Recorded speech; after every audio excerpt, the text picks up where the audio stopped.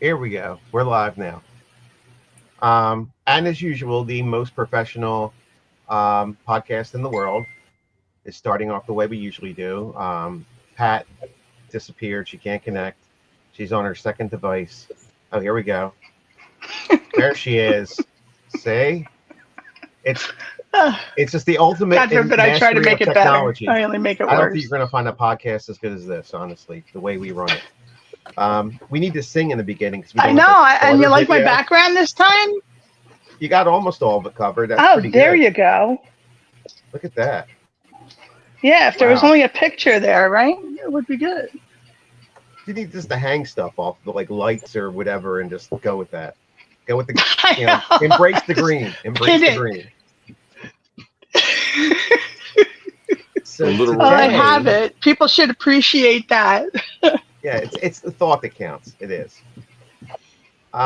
Today we have no guest booked, so we thought maybe we should bring in some members of our team, South Jersey Ghost Research, to talk about South Jersey Ghost Research. Now, what they don't realize is they've been tricked into coming on the air, so we can ask them questions that they probably cannot answer at all. And this podcast is going out, Dave, to a good chunk your of mic people. is going in and out. Is it really? Can you guys hear me okay? Nope, Yeah. it's looking I at. can hear Is you. it going out for you too, Roseanne? Yeah. All right. You can hear everything Dave's saying? Yes. Okay, then it's just you. Pat. Okay, so it's just me. That's good to okay. know. If you get some of the words, it'll make sense. Anyway, we're just going to ambush you guys and ask you questions about like the history and theory and how equipment works and all that kind of stuff. Now they all don't look very happy that they're here. So Roseanne, quantum mechanics. Just kidding. That would be cruel. Do one of you want to tell the history of how South Jersey Ghost Research came to be? Or would you like me to run through that real quick? You The could run. blank stares as that's Dave, you do it.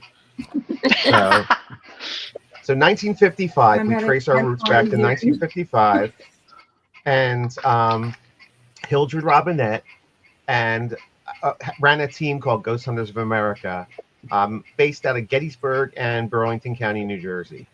As the years went on, their focus was strictly helping people, so it was all private houses, mostly using psychic techniques and not so much on the equipment, because back then you were tape recorder, camera, and that was pretty much it. So flash forward to the 90s, and Hildred was one of two surviving members of Ghost Hunters of America, and she was looking to, I guess, expand the team. I was looking to look a group to be with. There was another group in Pittman, New Jersey that was also looking to join something.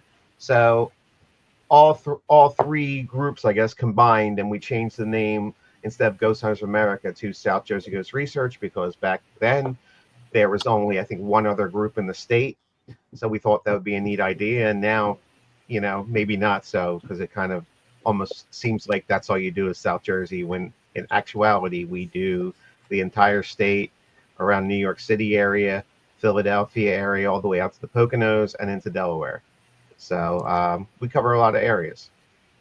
Did you just say that there was a Pittman, New Jersey connection to the origins? Yes, the first Hildred lived in Pittman, and where we had our meetings when I started back, I think like 98 to like 2000, our meetings were at the Pittman Library.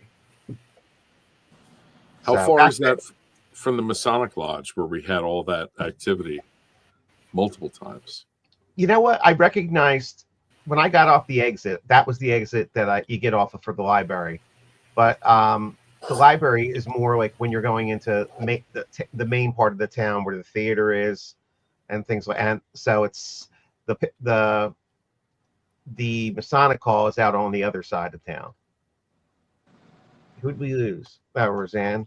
She's back Roseanne. again. There we go. Now she's back.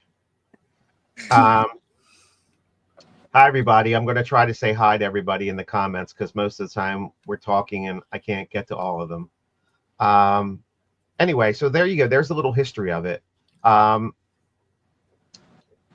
guess one thing I want to know, because I know what it means to me and to be like a part of it, as opposed to I've been in parts with other groups, early on, and what we do and how we do it is a little bit, a lot different. So, I mean, you guys chose to join this group and you've continued to be part of this group.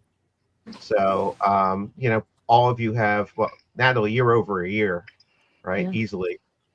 Yeah, I lost track of Roseanne's been at like 30 or 40 years, I think.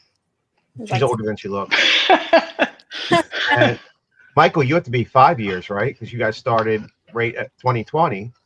We're interviewed before 2019, right? October 2020, I believe, is when we started. Okay, so we interviewed you over virtually. So it will be 5 years this October. Wow. So you guys have some idea then. That's a good little stretch. Roseanne, it's been like what, 8 or 9 years? 10. 2015. Wow. Fall class. Yep. That means I have 9 then. Yeah. I have 27. I just did the math before the show, so I said the right number because it's like 28, 29, 27. I just juggle the numbers around. 27 years. That takes me back to 1998, which is when I started. So that's insane. Jeez. But that's crazy. Well, the group is our 65th anniversary this year. Right? Real 65? 60th. I guess. No, 60th, right? 60th. Yeah, I was like, wait a minute. I can't do the math. Do we have physical proof of the 1955 somewhere? Yeah, someone asked that. Someone did ask for physical proof, and I don't know what to tell them because they back then no computers, so there was no electronic records. There was no. I'm sure they took notes. I'm sure there was meeting notes, but from 1955 to like 1998, stuff happens. Paper notes are not necessarily going to, survive, and they had no real reason to hold on to them. Once they were done with the case, they probably, put them somewhere, and maybe just when cleaning out a drawer, they got rid of it. There was no real reason to keep that stuff. Same with recordings. I mean, I don't have any VHS tapes except one that has all the shows we were on early on. I don't have any of the case files. I have some on disc. I have maybe 10 or 15 35 millimeter photos. That's it. I used to have Rubbermaids full, but eventually moving around, you got tired of bringing that stuff around. It was just heavy, so we got rid of it. So going back and dating it is, with I guess people want evidence, but I think they got evidence or got confirmation when Tom and Jen Lauria, who were in the group early on, then came back. I know they were telling people that, that was Hildred was their aunt. That yes, that was true. That's how far back that went. And Michael, I think you found something too, right? Because you knew someone that was curious about that. And I think you did some research. I did. It's a funny story, actually. John Levy. He apparently did an event with you years ago, and he kind of disputed it. And I sort of proved it to him. I found this citation that mentioned Hildred, and it mentioned it going back to the 50s. And I showed that to him, and I was like, "Look, this is it. This is proof of everything." And I think he had asked you for the files. Yeah, and I wasn't going to drop his name, but that's who did it. Then he asked me if I was mad at him. I'm like, yeah, a little. I'm not gonna, because he wanted contact information. He was going to talk to her directly. I was like, I'm not giving you contact information. No, this and that's ridiculous. Notes, and why didn't you keep them? So it's like I said, that's not going to happen. So I think that was the last time I ever talked to him. So that's good. So that was cool to know that there is documentation out there somewhere if some people do their research that it really does trace back to Yeah, that did you car. send that to anybody, Mike? As a matter of fact, did you send that to Ethan? I'm actually going to see if I can find that again right now, and I will post it up. Cool. Yeah, that would be awesome. Thank you. No problem. So, little known fact about Roseanne, she had multiple interviews before we took her into the group. I had 2. Don't tell people when you're joining one group that you just want to learn so you can learn what to do with your own group. That was not a good, it's a good question on the first interview. No, because then you have another group doing something good and taking it off your plate, right? What's that? Was it Purgatory? Was that it? Purgatory, Paranormal, yeah. You know what though? I've heard some names, and we even too bad Ron's not here because I'd be grilling him about epicedium. All epicedium does is make people go to Google and look up the word because they don't know what it is. They've never heard it before. But I would say purgatory is way better. Purgatory Paranormal. I mean, that has a little something to it. Epicedium, I don't, it's confusing. So, but there are groups out there that the names are, are very questionable. Like ours. Yeah. I don't want to drop names, but there's some out there that I remember telling them what their name referred to, and they were shocked. They never did the research to see what they were actually talking about. I'm not gonna say it because that's just, they're out there. They're a good group. I'm not going to embarrass them. Let's see. I can't leave us hanging like that now. That's terrible. I was asking a question, and then, well, let's see that. Will Dave actually drop the name now? So everybody watching, they're going to hang out for the full hour, hoping that sometime during that I will actually say what I'm talking about, and I may or may not. It's like a mystery. It's a cliffhanger. It's up in the air. So Roseanne, what was attractive to you when you were looking at the group? Because that's 10 years ago. We were a little different than we are today. Well,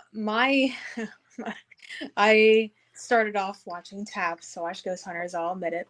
And one of my things that I thought would be really amazing is to be a part of TAPS. So I looked up TAPS family members in the area, and that's what this group came up. So that's the first initial thing that drew me to it, because I wanted to do things right and not be a part of some do nobody group, pretty much. And like, shoot, there's one right here in Burlington County. That's awesome. So, of course, I think when I first thought about it, I was too young to apply, so I had to wait like a year before I did my first interview. We've changed the age range a bunch of times. It was 18 at one point, and then we had it to 21, and then it's at one point we moved it to 25, and then we moved it back down to 20. It should stay 25. Yeah. The brain's fully formed. Yeah, I think that's right. So right, exactly. There's enough issues with like adults in their 40s, 50s, and 60s and 70s. We all have those issues, but there's special cases where, and I think where the younger if there's not other younger people in it, they might feel a little isolated and not willing to speak up as much. Might be more in their shell because they're everyone's older than them. So 25 seems like a good thing. Someone write that down. Yeah, well, younger than that, they think it's like that you're just like stupid, because like kids think everybody's stupid. Yeah, I did. I thought I knew everything, and I did too. And you know what? Your parents laugh at you because they know one day you're going to realize that you don't know everything, and then you keep it to yourself and let the other people learn. They got to learn by come to that realization that, like, oh God, I really didn't know what I was doing. Right. All my vast knowledge was nonsense. So that's right. I knew absolutely nothing about true life at that point. I really didn't. When you're young, you don't know. See, now I started when I was 18. So that was my first investigation in a private house. So that was and that's still scarred me to this day. That's the one with the Raggedy Ann dolls, A good friend. and I still hate Raggedy Ann dolls. Um, the Knickerbocker got me over the fear where I can be in the room with them, but I'd rather not turn my back on them. Annabelle doesn't help. Yeah, well, Annabelle's in a box and she's sitting there. These Raggedy Ann dolls stood up, walked across the bed, and laughed. So that's a little, that's a little jarring. Your first time out, you're there with your little point and shoot Yeah. camera. I think I I'd had be like a disc concerned. camera, like a little disc camera, or the 110 little point and shoot ones with the the flashes on it, and then my tape recorder recording everything. And it's like that Yeah. was it. That was all there was, and I wanted nothing more after like 3 or 4 hours to get the hell out of that house, and I never went back. Yeah. I didn't want Oh, any part of really? that. Oh yeah, that scared the crap out of me. So it was like what was going on there was like truly paranormal. You got a lot of evidence that first time out. If you go to the Shadowlands, the shadowlands.net, the website, on the ghost section where there's like 16,000 stories put up, the first 2 are mine. And I explained what happened to me growing up. And then there's the next one's called Uncle Mike. That is the story of my first case. Yeah, it's Reader Digest. Oh, okay, cool. But no doubt there's 100% in my mind that there was something going on paranormal, and it extended out to other locations still, like from the same spirit. It's pretty cool. I mean, another country, the activity could be traced back because it was around one person. So wherever that person went, the activity followed. So it was kind of interesting. Right. I mean, it didn't scare me enough I'd never do it again, but I never went to a house alone again. That was the first time, was the last time. Oh, you went alone. Oh, you were there by yourself? Oh, no. Well, No way. where are your references at the time? See, that's what I like about the group. We learn stuff and we evolve. And a lot of the stuff that we did, as we look at as mistakes now, we did them. That's how we found out. Well, so when we tell people this is how we do stuff, we do it this way because we didn't before. And we learned that was a bad idea. Like our preliminary visits, where we go and we meet the people beforehand, have a questionnaire filled out, then go meet them.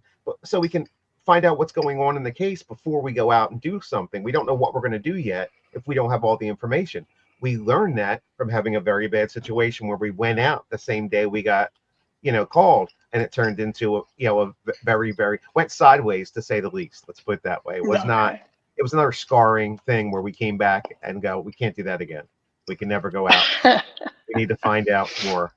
Going and sitting at someone's table, filling out a questionnaire while there's stuff happening all around you in the house, and the client starts crying and everything. It's like, right then. Oh my God.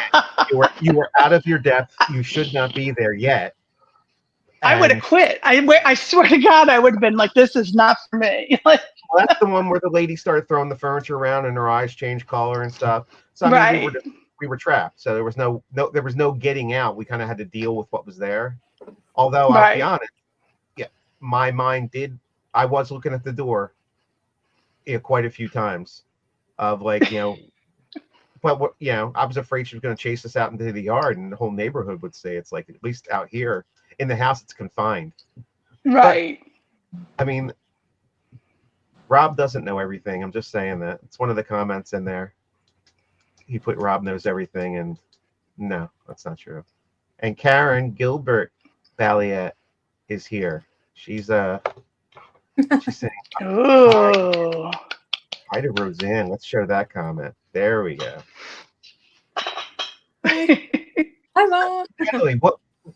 Natalie, you joined a completely different group, because as we mature and we change different things. So when you were, what drew you to us and made you want to be a part of that?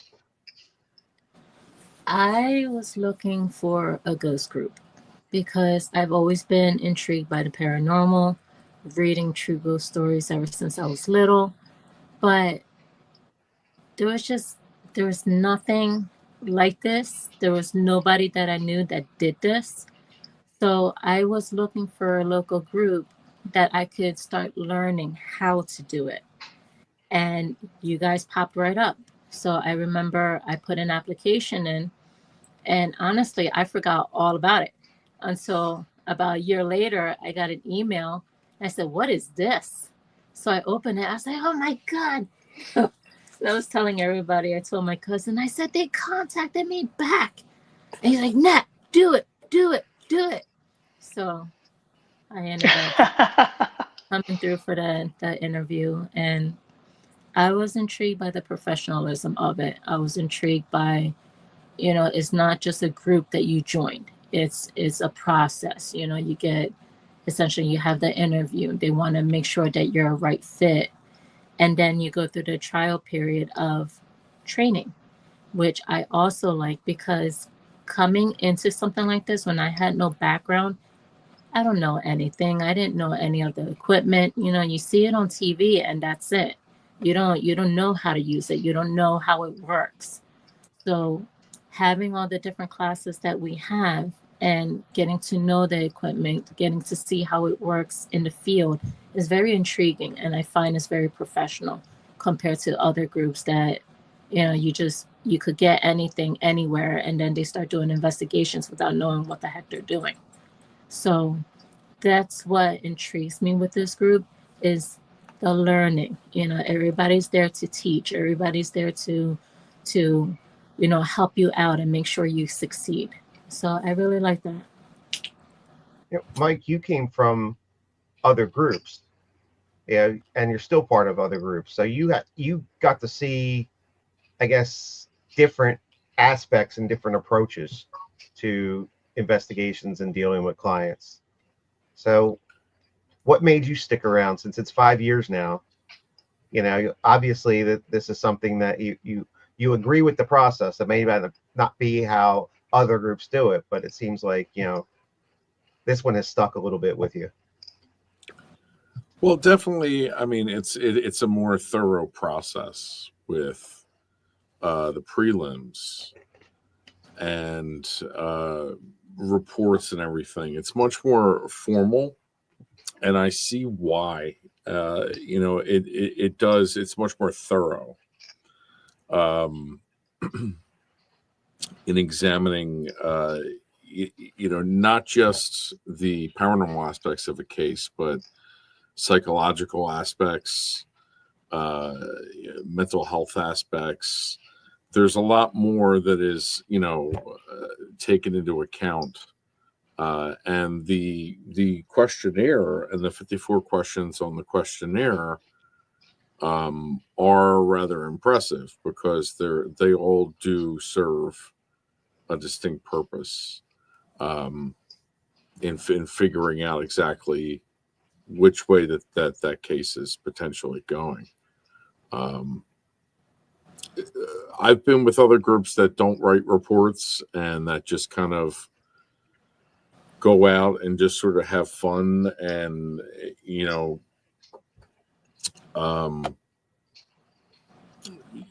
they just have a different approach. I mean, they're definitely trying to like get to the same place.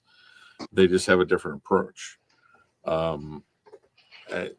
That's pretty much how I would describe that. And speaking of the Knickerbocker, you were mentioning Raggedy Ann dolls. I wanted to mention, because we haven't been to the Knickerbocker in a while. I miss it. And Peg does have some really good Raggedy Ann dolls, especially in that back room that's full of dolls. My favorite one is the one with the shrunken head, the full-size body, and the little tiny Raggedy Ann doll.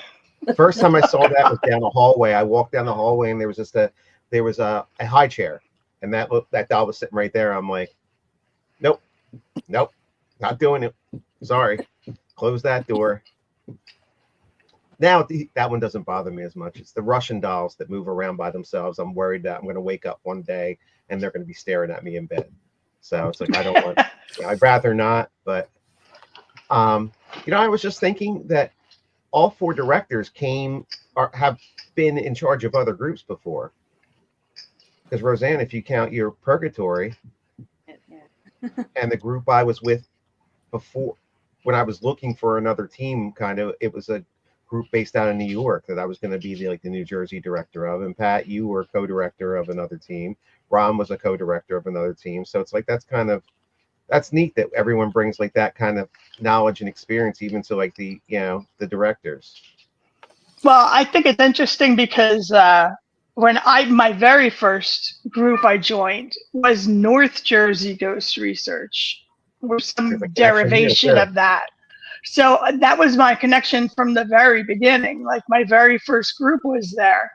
And from the beginning, we learned, myself and the other co-directors that split off on our own eventually, we learned this way of doing things from Mark, who was previously part of this group, and then when he left, it became a North Jersey, South Jersey thing. So there was a different group, North Jersey, different group, South Jersey, and they split the cases by location. I don't know if you saw it that way, but that's what he saw. Well, we actually had a SJGR South, Central, and North, but it became hard to manage at a distance. And if I were going to show up at meetings, I wasn't going to every one. So I'm showing up, maybe like once a quarter, and I'm just a voice on the other end of an email that they only get to see me 4 times a year. So trying to say, hey, your report's wrong, or we need you to do this instead. It's very difficult to maintain that kind of structure. And we did for a couple of years because of the people that were in charge. They wanted to keep the structure with us, but as soon as you get someone that wants to just go out on their own and not have to do certain things that we do, that's when North Jersey actually broke off, but still stayed North Jersey Ghost Research, but they broke off on their own. That team was pretty much intact when they broke off. And then the people were in charge when they, one of them got sick with cancer and passed away, and then the spouse just never came around again. So then that group was kind of floating around with no direction, no leader, and that's when Mark stepped up and took over. But we would refer cases up there. I mean, at that time we were based out of like Gloucester County still, and Camden County. So driving to Warren County was a haul. It's a haul. Yeah, it's definitely a haul.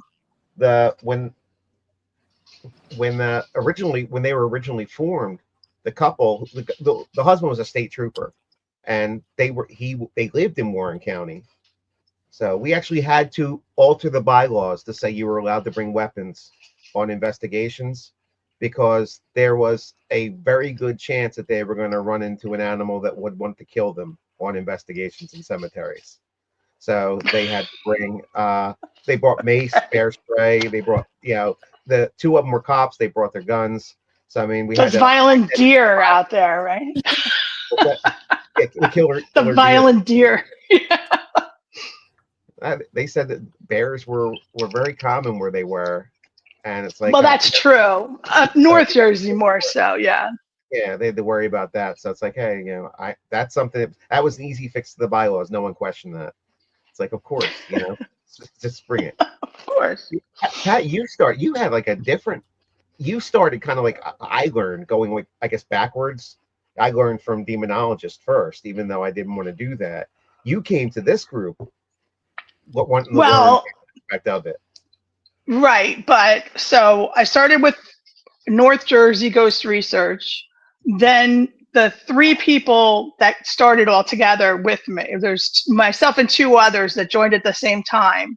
We started another completely separate group, and we were really like, the group was tight. It was formed correctly. We had documents in place. We did reports. Like, it was very much the similar vibe, as well as we did the parties and the social events that make people get close to each other, so that like, you've got my back, like, my family, like, to make you kind of, feel like you're part of the group, everybody's a part of the group, and everybody had somebody they got along with, if they were not besties or whatever. And then I wanted to learn more about the darker things. And we had no resource, obviously. So I met you and I started talking to you about it. So, I mean, I don't think you remember that though. I remember it, obviously. Well, that's one of I the few remember. things I can say I remember, that, you know, I was at one of the expos, Yes. para unity expos. And I was talking to you about one of the cases that we had, and you had really good advice on how to approach it. So when I was ready to make the move, I was, you know, is it a right, you know, if I come with your group and just, you know, learn that part of it, you know? And you agreed, and I went through the training. You know, I took my test. I have witnesses to me taking the test and passing the test, and, you know, getting the question right or whatever at the end. So, you know, I went through the same thing everybody else did. I didn't get in here separately because I was already like a director or anything. But Yeah. I worked my way up just like everybody else. I'm doing cases and doing prelims and, you know, all that stuff. And it's hard work, but you know what? It's a good way to help people that don't have another place to go. Like, there's not a lot of people that do this correctly. You know, there's people on TV, you know, I'm sure there's people all over the world that do it, you know, good enough, you know, um, to get the job done. But at this point, you know, everybody's interested in having a podcast. You know, nobody's interested in going to a house and talking to, you know, an older woman who's hearing things at night, and, you know, you're getting orb photos from her, and, you know, you're kind of like, you know, but you go to help her. You show her that, you know, those are orbs, you know, they're dust. It's in close proximity to the camera screen and all that fun stuff. And you help her that way. You know, I had a lady that she said somebody was pushing her off the chair, you know, and I recommend she go see a doctor. You know, maybe her equilibrium is off. Or maybe somebody's pushing you off a chair. And I just, like, you know, smudged the heck out of the house after she got her doctor certification. So, you know, but I made her get that first, you know. Mhm. So it's interesting. But I think the thoroughness of what we do, we had a step that we don't do. My other team had a step that we did, where we presented the evidence, answered any questions that they had, and closed the loop. So instead of just sending them a report, and the evidence bits, like, we actually went and sat down. We gave them a CD at the time of all their evidence and gave them the reports so they could keep those. And that's how we got like a couple new people, because they appreciated that, because that really helped them understand, like, reading their own reports, you know. So it was And interesting, very we interesting. definitely have clients that became members, and some of them, you know, like Right. Joe was a master at going and talking to clients face to face and making them feel like he understood everything that they were going through. Yeah, well, he was through the ringer, Joe. I mean, he'd been through a lot, and he was through it by the time I met him. But what a nice guy, a very personable guy, and man, he went through hell, literally.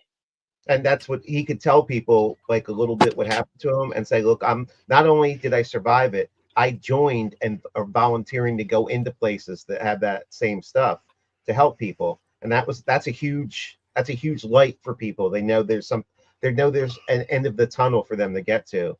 So Right. a lot of members have like their own personal experiences that they had. You know, some of us had more darker experiences, but I think the variety of experiences, and even the people who never had it, where they're thinking outside the box as opposed to someone who experienced it, all that variety brings something different too. That we're not Yeah. just it's not a bunch of people all thinking the same, doing the same. It's that's why there's a lot of clashes sometimes, because it's a difference of opinion that people feel very strongly about. So it winds up becoming, debates. But that to me, that's just a healthy way of, figuring stuff out and coming to a definitive answer. I mean, the handbook grows. Even that questionnaire, the questionnaire was 20 questions when we started. Oh, we lost Pat again. 20 questions, now it's 54. That's 24 questions we've added over the years because we realized this is one we need to be asking all the time. So that's one I've always liked, is the adaptability of the group. It's always been there and changing and growing. And I've seen other groups end because they weren't willing to change or move on, and that's a death sentence. If you're not willing to Right. keep growing and changing, and some of the stuff we did, years ago, it years ago it worked. Now it sounds stupid. It wouldn't work, but back then it did. So being able to say that and go like, okay, well, what we're doing now, or here's another idea, let's change to that, and be willing to do that. That's something that a lot of groups don't do. They get stuck, and then they're either going to just dissolve or burn out, and that's usually they burn out on a case, and then we get called to clean it up. So now we also have a section of the team that we kept quiet for years.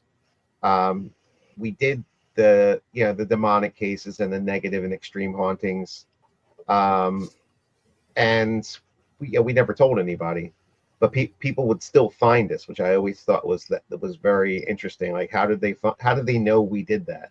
There was nothing on the website, and it wasn't until maybe like 10 years ago we finally put it out there and created Sanctuary Paranormal, like the sister team, where we were saying, hey, we do this stuff, and it helped too to keep the members like separate. There's people who don't want to do anything and or shouldn't be doing any of the negative stuff. They do the regular SJGR cases, and Right. the Sanctuary people will do the more extreme ones. So it's a safety buffer too. But I liked how that evolved. That was something that 15 years ago I would have said there's no way in hell that will ever happen. And there was a way. It just we weren't at that point yet where we could see that way and why that would work. So Right. I've that's why I've been here 27 years, because even when it's the most bleak of times, I know that we've had times like this before, and that things will get better and maybe even exceed where they've been.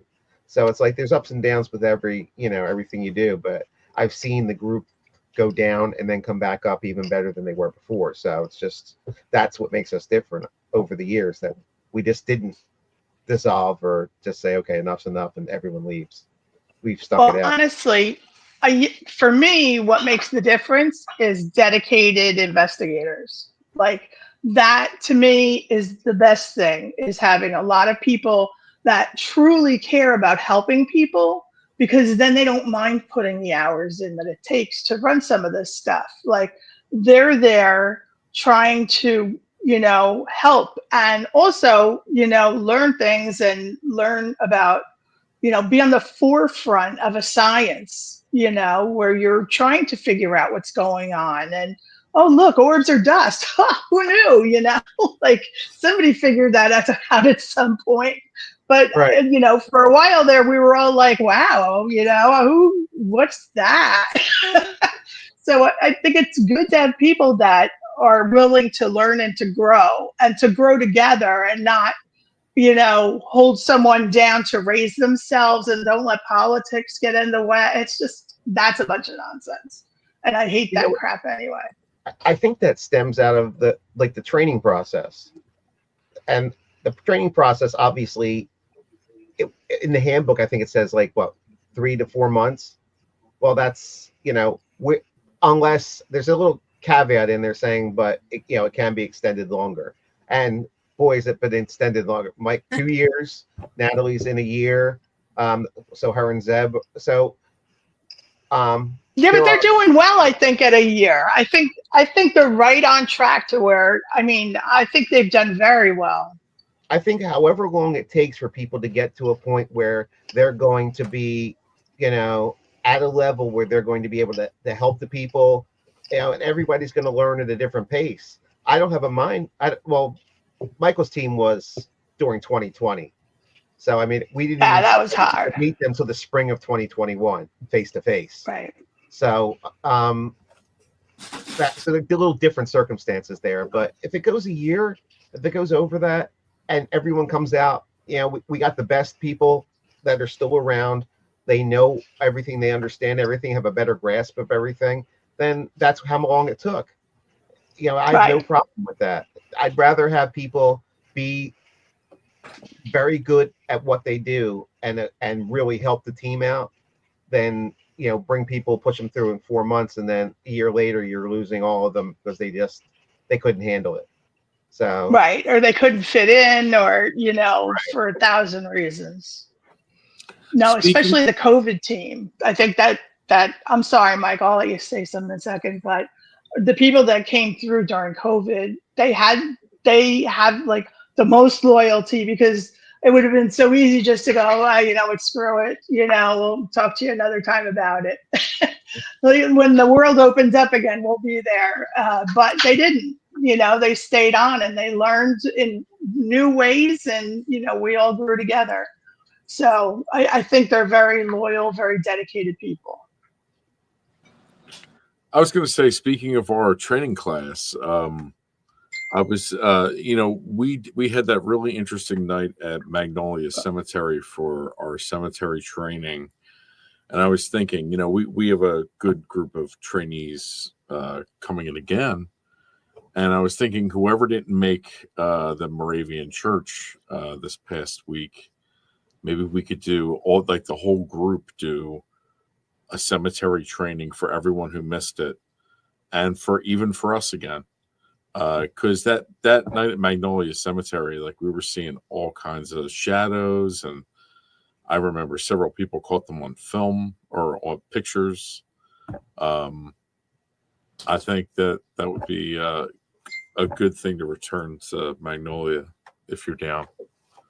There are certain lessons, and I gave them a Reader's Digest version of it at Moravian Church because it was cold out there, and we all wanted to get inside. I tried to hit the bullet points of why we do that, because there's specific things you learn from doing that. One of the biggest things is respecting the dead. Was the reverence that you have of making sure you're picking up trash or making sure you're not doing any harm to it. And some people tiptoe around the graves because they don't even want to walk on them. All that respect you give there should be the same respect you give when you're in someone's house, to those spirits too, and to the living. And that's one of the big things that people take away with, because even when they start out and it's like a spooky little night in the cemetery and it's all the Halloween thoughts go in your head, once you spend a few hours and you're reading the tombstones and seeing the stories that are told on some of these, or the objects that are left behind on the flowers, the toys, whatever, you get a whole other appreciation for they're not just ghosts, they're not just spirits, they're people, and they still are people. And that's kind of what that is meant to instill. And I think still, even though I've gone the Reader's Digest version, there's still a lot of stuff that I've told them that once they go and actually do it and walk through a place and spend some time there, all that, it kind of clicks. It makes sense then. So we've always thought that was a necessary part of the training. It's just harder to do nowadays. I'm getting pings and pings and pings on my phone. Pat, you're muted. Is it time to take your medicine? No, that is just tons and tons of. Yeah, I thought it was. I was like, who's pinging like that? It's nonstop. Well, it's not. All right. Gotta turn that off. Turn your notifications off.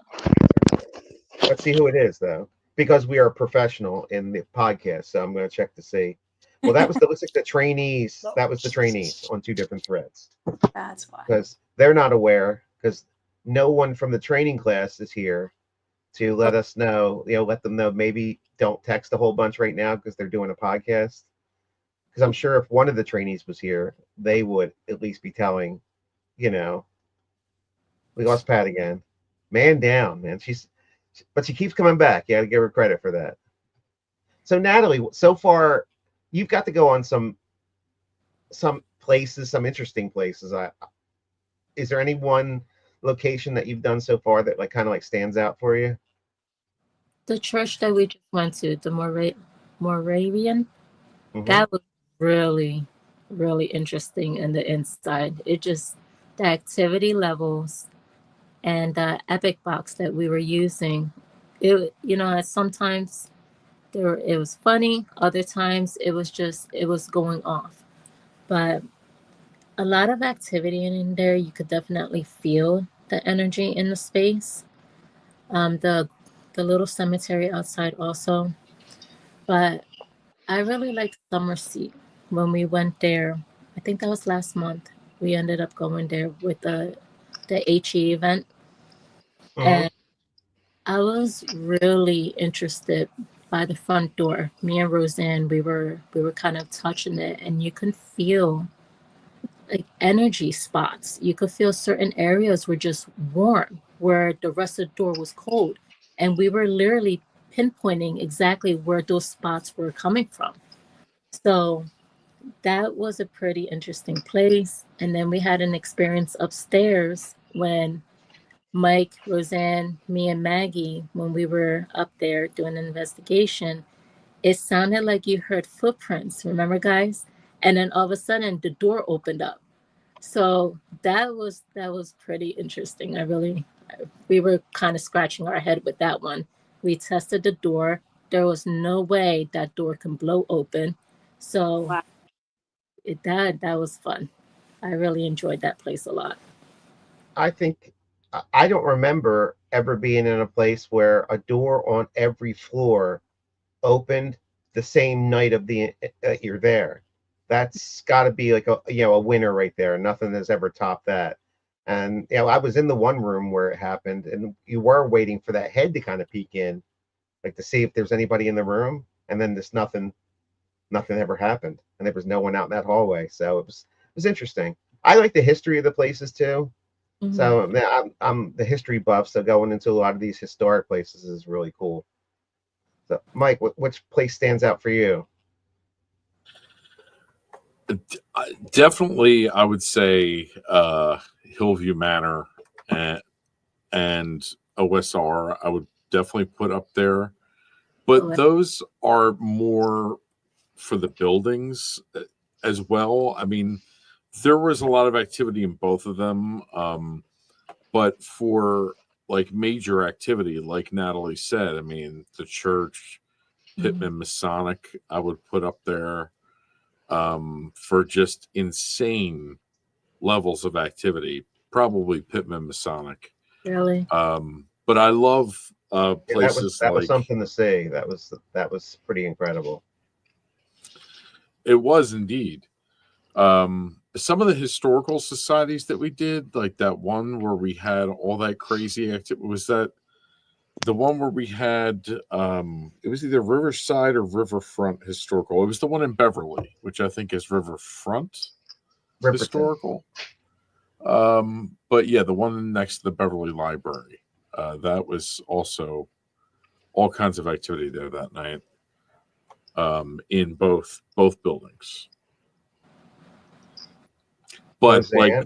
Go ahead. well, just one more thing is that you have that event coming up with Lauren at Hillview Manor in a couple of weeks. Like that's definitely anyone who's never been to Hillview Manor. Shout out to Carrie and her crew. Definitely check that place out because it's one of my favorites. Yeah, it's definitely up there on my my top 5 list easily. Roseanne, what after all the years you've been in, what stands out for you? Any particular places? I love the abandoned giant like a sane asylum hospital vibe for sure. Anything like St. Joe's, Penhurst, Hillview, all that. But I also like things like I mean, I gotta give a shout out to White Hill because that's one of my favorites, and it always will be. White Hill Mansion. And weirdly enough, I dream about it a lot, so it's probably going to stay that way for a long time. And Battleship New Jersey. Jersey was really cool too. Let's see. Okay. Pat, is there any place that stood out for you other than the demonic cases that we remember because of that stuff? Any fun place? I know. Any fun place? Well, I always love White Hill. A fun place or a place that scarred because you? There's two different things. Right. Well, this is a fun place, right? I love White Hill as a fun place. I don't know that I've ever been to a place that I felt like scarred or, scared when I was leaving. There's some, unsettling where, there's something going on and you don't know what it is. That's always going to be unsettling. But, I've never run out of a house yet. There was once that we were close, though, when it was, I don't know, we went into, it was, I'll just say his first name, John's house, that we did a few times. That was also a black case or customer or whatever you want to call him.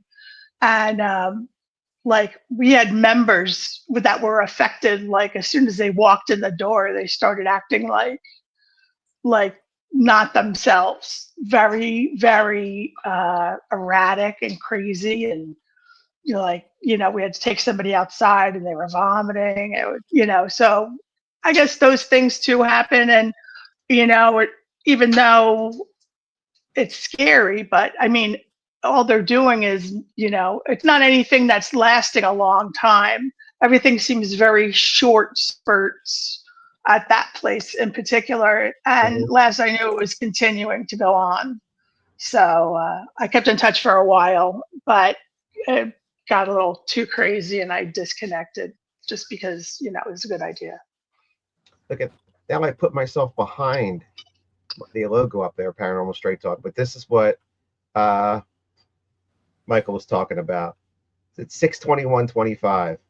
The class, it's a new twist on, I guess, I used to teach Ghost Hunting 101.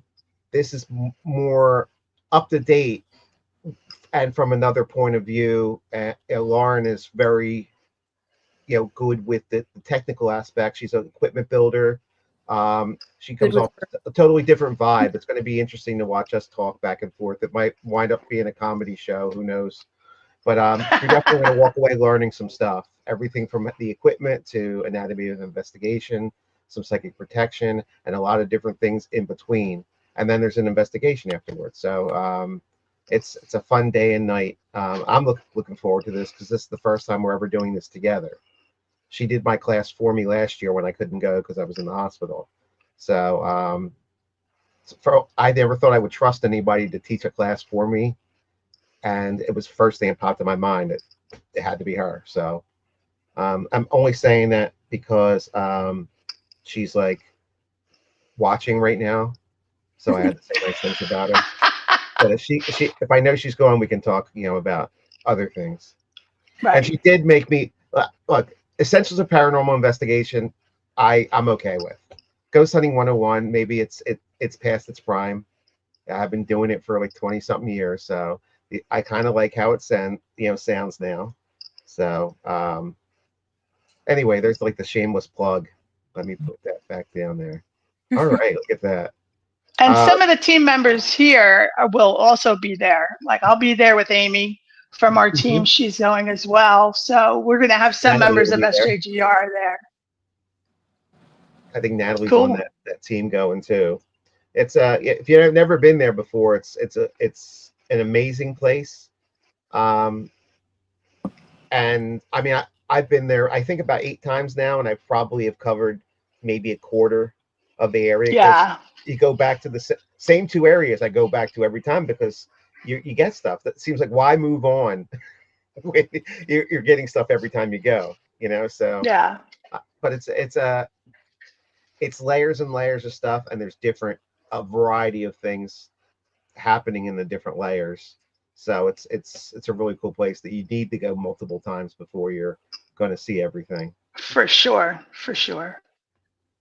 I'm trying to think, because we get that question at the library, like what's one of the coolest places or scariest places, whatever you've ever been. And I think I'd have to go with, I mean, there's White Hill, never had a bad time there. There's places like Smithville Mansion Complex, so much stuff going on there. But I think that the place that's impacted me the most for activity was the Woodbury Masonic Hall, which is no longer a Masonic Hall, it's offices now. But some of the experiences in there were unique, and I've never had anything like that again. Something about Masonic halls. That's the one that got me hooked on Masonic halls. That was my first. We used to even go do trainings there and like lectures. And then whenever the opportunity popped up for other Masonic halls, I would jump at it because the energy feels the same. If someone blindfolded me and took me to a Masonic hall, I couldn't tell you which one we were at because they all have that same baseline energy. It was the other activity on top of it, like what we had at Pittman, when Jeff was in his full regalia as a, Templar. I wish I was there for that. I missed that. I'm so mad about that. We have a partial video of it where he was doing stuff when the tripwires all lit up. I'll have to make sure that's up on the Facebook or up on the website at least. So that whole thing that he did that night, like that, it sounded like amazing.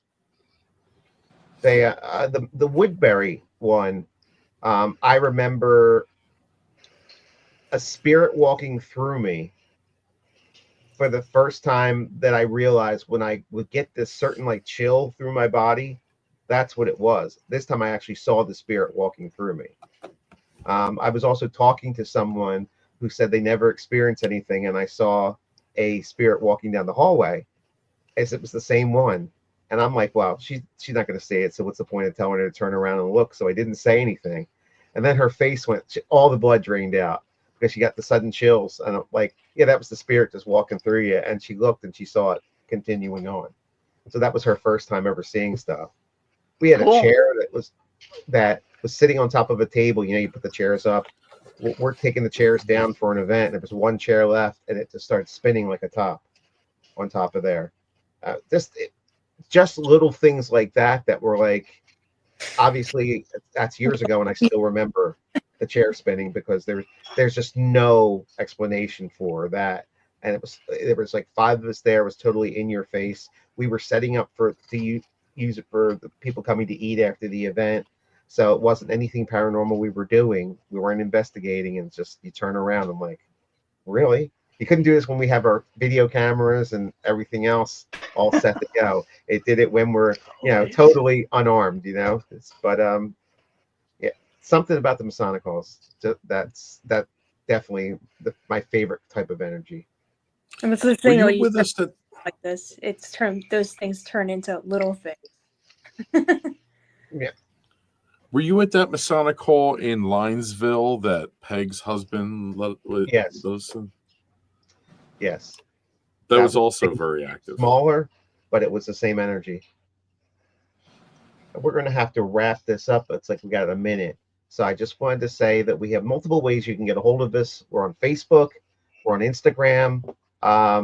Still a learning curve for the social media a little bit, but you can find us on our website too.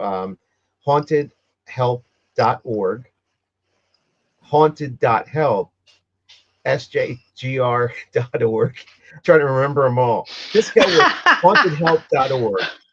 Yeah, that's an easy one. To find it. Or if you do South Jersey Ghost Research in Google, you're going to find us too. We have a toll-free number you can call us. You can message us right on Facebook and Messenger. You can email us. There's multiple ways to get in touch with us, and we don't charge anything for any of our help. No matter what we do, however long it takes, it's all free. Our focus is on the person, the client, the people that we are helping. Us getting good evidence and doing all the other paranormal stuff, that comes second to helping the client. So there are times that maybe we just don't do an investigation. We help them other ways. We're not always looking for that. We're looking for whatever it takes to help the people. And with that, that's 8 o'clock. So we will be back next week. And if I remember to book a guest, then if I don't remember to book a guest, then SJGR will be on back again and we'll just talk again about stuff. So they'll be like our fail safe in case we forget something. So anyway, thanks for watching, everybody. Thank you, SJGR, Michael, Natalie, Roseanne, and of course, Pat. We will see you next week.